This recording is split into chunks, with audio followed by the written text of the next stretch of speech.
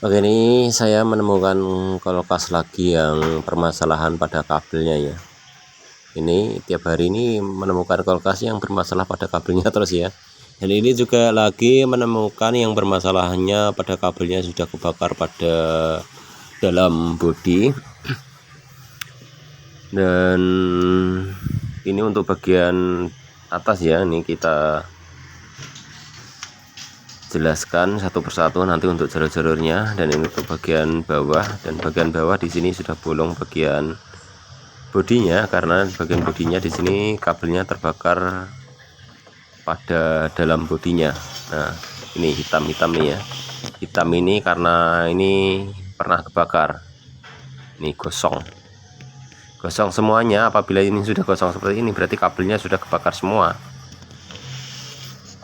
Ini sebetulnya sudah pernah saya ganti, sudah saya perbaiki ya, karena di sini masih ada yang terhubung di dalam bodi, terutama tentunya yang di dalam bodi itu kabelnya masih terhubung pada kabel yang tidak dipakai tadi masih terhubung pada listriknya. Dan ini dulu yang kita perbaiki yaitu adalah jalur termostatnya yang sudah kropos atau kabelnya ini sudah kropos semuanya kabelnya. Untuk jalur termostatnya sudah kita ganti menggunakan kabel yang bagus. Tapi di sini masih ada kendala lagi, yaitu masih kebakar lagi di dalam bodi ya, masih berbunyi. Untuk kompresornya bagus, hidup masih. Karena kompresornya masih hidup, maka saya akan akali saja kabel ini supaya kulkasnya bisa digunakan kembali. Karena di sini permasalahannya hanya karena kabel, maka saya akan ganti semua kabel. Di sini saya tidak menggunakan kabel kulkasnya. Dan ini masih proses kita cek-cek dulu kulkasnya apakah masih benar-benar normal dari kompresornya. Takutnya nanti karena laporan dari pemiliknya ini kulkasnya konslet ya, konslet, jeglek gitu, semuanya jeglek, listriknya semuanya mati. Jadi untuk ngakalinya saya akan pindahkan jalur. Dan ini untuk pembekuannya masih oke ya, ini masih membeku semuanya karena dari kompresor dan pendinginnya di sini tidak ada tidak ada masalah. Cuman masalahnya pada kabelnya saja yang kropos atau konslet di dalam bodi. Nah, ini juga sering saya temukan kasus-kasus seperti ini, nggak cuma 1-2 ya. Saya sudah sering banget memperbaiki jenis seperti ini. Dan ini kabel yang dan saya meraba-raba kondensornya ya. Kondensornya itu ada di belakang atau di samping. Maka kalau kondensornya ada di belakang, maka saya proses menusuknya nanti kita sangat berhati-hati. Dan ini adalah skema jalur-jalurnya. Jadi buat pemirsa semuanya, apabila akan merubah jalur atau memindah jalur, kita harus paham skemanya dulu. Ini skemanya. Jadi buat pemirsa semuanya bisa pelajari sendiri skemanya. Dan untuk tutorial dari saya sudah banyak di YouTube untuk mempelajari skema. Oke, langsung kita atasi saja, yaitu akan saya potong semua kabelnya di sini yang jalur dari bawah. Kita potong semuanya, lalu kita akan pindah semuanya jalurnya. Jadi saya tidak menggunakan kabel di dalam bodi kulkas. Saya akan gunakan kabel yang lain ya, kita ganti semuanya.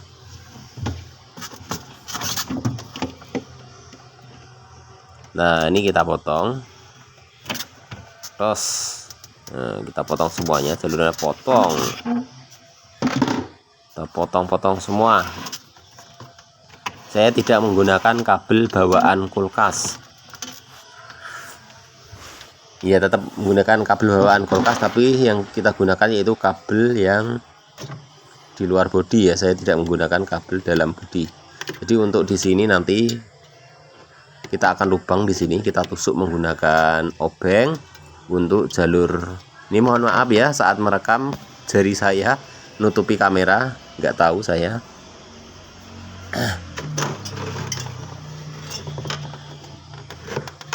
Sekarang saya akan tusuk ya, kita tusuk di sini ya, gini di sini tusuk ya.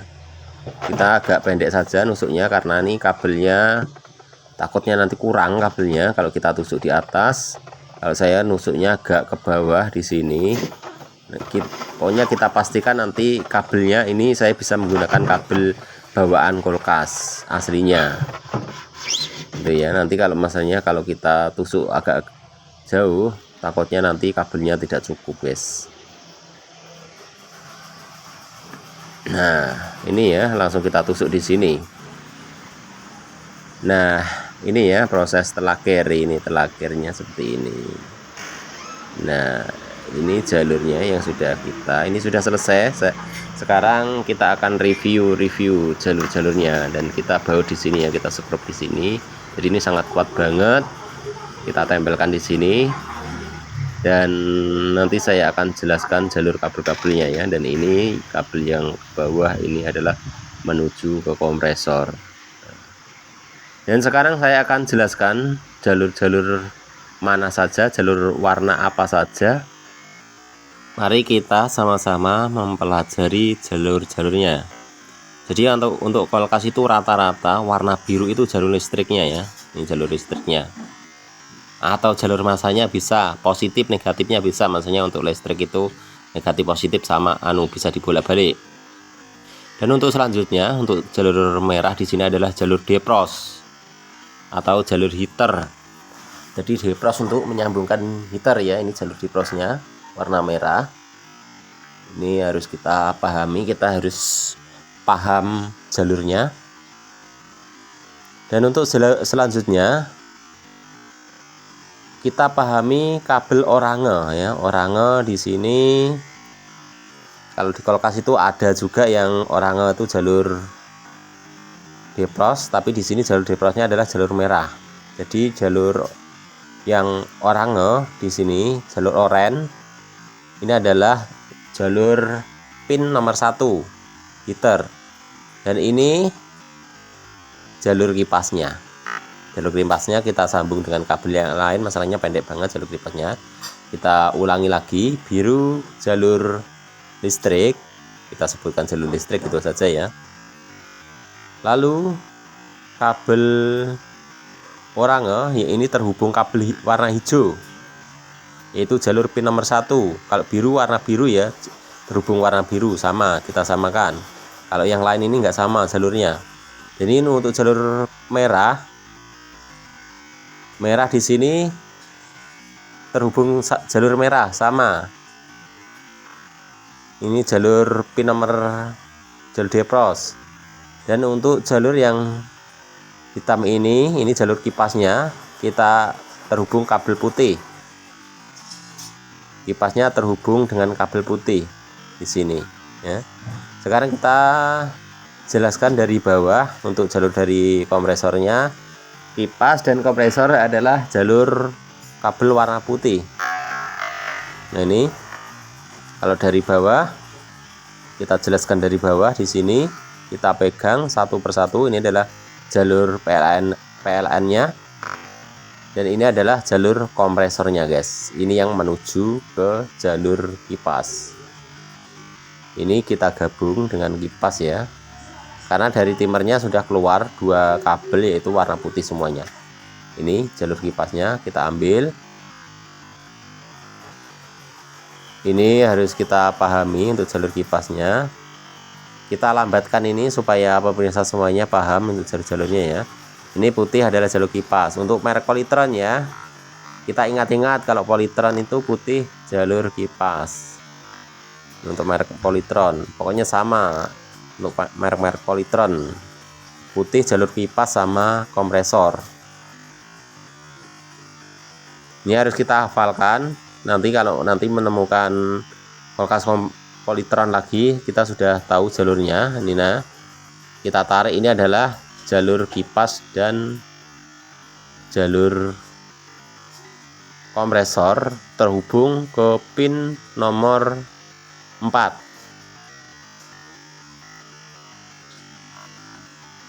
Ini yang terhubung pin nomor 4. Dan selanjutnya kita jelaskan lagi, yaitu ini adalah jalur listriknya yang kabel biru ya. Kabel biru di sini semuanya gabung kabel biru. Kabel biru kita hubungkan jadi satu semuanya. Dan jalur ini yang kita sambung ke jalur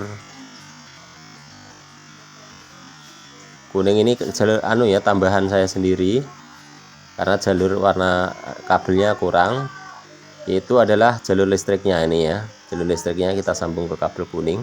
Kabel kuning ini adalah tambahan sendiri, masalahnya untuk jalur listriknya di sini kurang kabelnya. Kita sambung dengan kabel kuning. Jangan salah ya. Nanti dikirain saya menyambungkan kabel kuning yang terhubung bodi. Ini kabel bodi yang kita gunakan untuk kabel listrik. Dan ini yang menuju ke termostat ya. Termostat di sini masuk kabel coklat, itu keluar menuju ke pin nomor 3. Nah, sini yang masuk ke dalam termostat, ke dalam bodi, masuk ke sini. Lalu keluar dari termostat, yaitu terhubung ke kabel warna hitam. Ini warna hitam menuju ke pin nomor, aslinya warna coklat ya ini ya, tapi sudah kita ganti kabelnya. Jadi warna hitam menuju ke pin nomor 3. Oke, itulah tadi jalur-jalur yang sudah kita jelaskan satu persatu supaya teman-teman semuanya paham ya. Kita perlambat dan kita jelaskan. Dan sekarang kita cek apakah kipas menyala dengan baik. Ada tiupan angin, berarti kipasnya hidup guys, hidup ya. Dan ini semuanya keluar angin ya. Kalau keluar angin semuanya normal. Ini tangan saya sudah merasakan dingin. Oke, jadi semuanya sudah beres semuanya. Jadi mungkin sampai di sini dulu. Terima kasih.